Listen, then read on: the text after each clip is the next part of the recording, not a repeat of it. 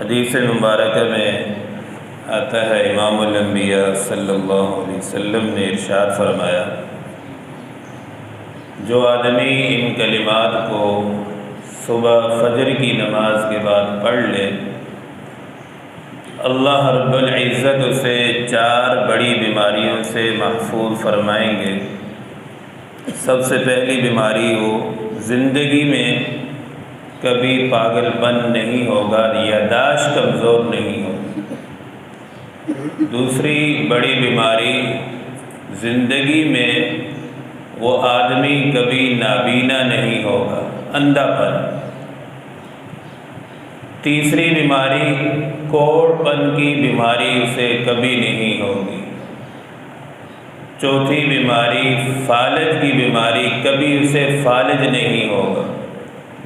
کلمات کیا ہیں؟ مختصر کلمات ہیں لیکن فوائد بڑے ہیں، چونکہ صحت اللہ رب العزت کی بہت بڑی نعمت ہے۔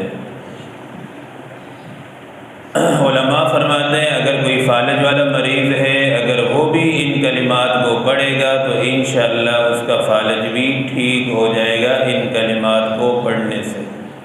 کلمات کیا ہے؟ سبحان اللہ العظیم وبحمدہ ولا حول ولا قوت الا باللہ۔ یہ کلمات فجر کی نماز کے بعد 3 مرتبہ پڑھنے ہیں روزانہ۔ انشاءاللہ العزیز یہ پڑھنے والے ان 4 بیماریوں سے محفوظ رہے گا۔ اور یہ 4 بیماریاں بڑی ہیں جو آج کل عام ہیں۔